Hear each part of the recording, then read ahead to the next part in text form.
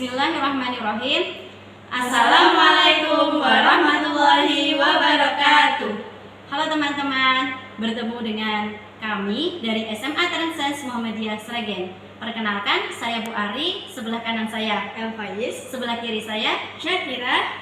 Pada kesempatan kali ini kita akan melakukan praktikum yang berjudul Induksi Faraday. Tujuan dari praktikum hari ini ada dua. Yang pertama, mengamati fenomena induksi Faraday. Yang kedua, menyelidiki faktor-faktor yang mempengaruhi GGL induksi. Adapun alat dan bahan yang kita gunakan adalah sebagai berikut. Kita membutuhkan 2 galvanometer, 1 kumparan kecil, 1 kumparan besar, 2 pasang penjepit buaya, 1 magnet kecil, dan 1 magnet besar. Oke, langsung saja kita mulai praktikumnya. Yang pertama, kita gunakan 1 galvanometer, 1 kumparan besar, sepasang penjepit buaya, dan 1 magnet besar. Pertama, kita rangkai dulu alatnya. Kita hubungkan galvanometer ke kumparan besar. Pada percobaan yang pertama, kita akan mengamati fenomena terjadinya induksi Faraday. Ini magnet. Bagaimana jika kita gerakkan ke dalam kumparan? Apa yang terjadi? Oke, bisa kita amati. Ternyata ketika kutub selatan kita masukkan dalam kumparan, jarum akan menyimpang ke kanan, dan ketika keluar menyimpang ke kiri.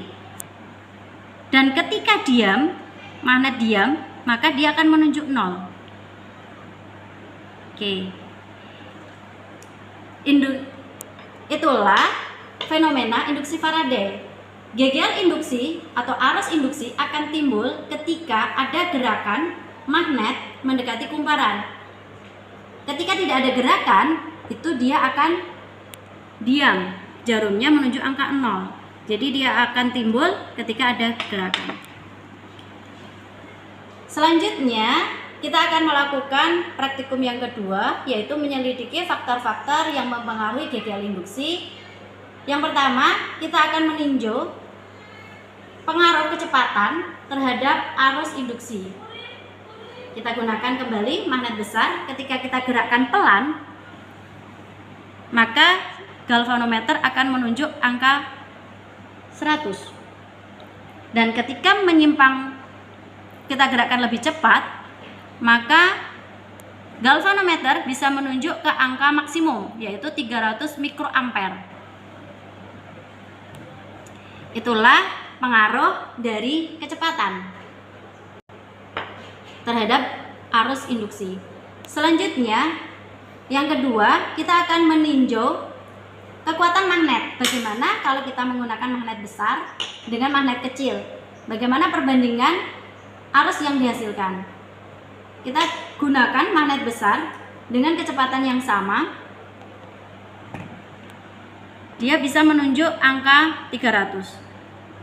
Kalau kita gerakkan maksimum, bisa arusnya maksimum. Dan ketika kita gunakan magnet kecil, maka dia kisaran angka 100 sampai 120.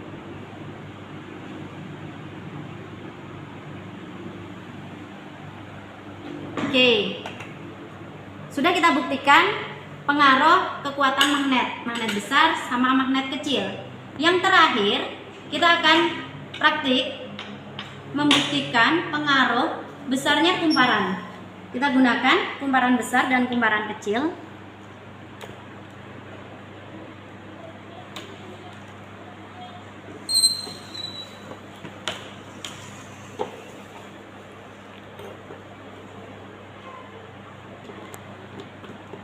Kita rangkai sama di sini, kita hubungkan. Ya, di sini kita ada 2 kumparan, yaitu besar dan kecil. Kalau kita menggunakan ini yang magnet besar, ini nggak masuk, jadi kita pakai yang kecil saja, ya, yang kecil. Pertama, kita masukkan ke kumparan kecil dengan lilitan yang sedikit. Ternyata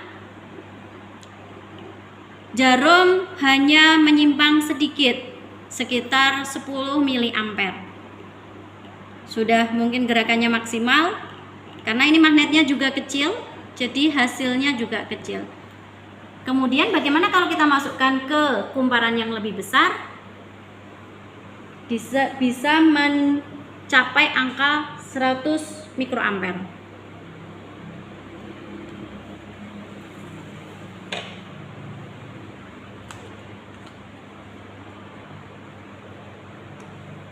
Oke.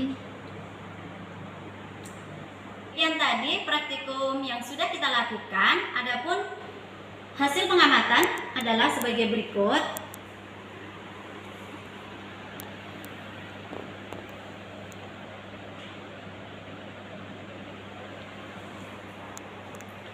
Maka dari praktikum hari ini kita memperoleh dua kesimpulan.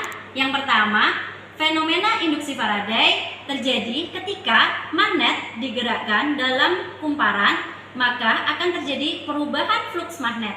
Perubahan fluks magnet itu yang akan menghasilkan GGL induksi dan arus induksi. Kesimpulan kedua, faktor yang mempengaruhi GGL induksi adalah yang pertama, Pengaruh kecepatan. yang kedua, Besarnya magnet. yang ketiga adalah Besarnya kumparan. semakin cepat gerakan magnet, maka GGL induksi yang timbul adalah semakin besar. Dan magnet, ketika magnet itu lebih besar, maka GGL induksi yang dihasilkan juga semakin besar. Yang ketiga, besarnya kumparan, makin besar kumparan, GGL induksi yang dihasilkan adalah semakin besar. Oke, sekian praktikum yang kita lakukan hari ini. Semoga bermanfaat. Wassalamualaikum warahmatullahi wabarakatuh.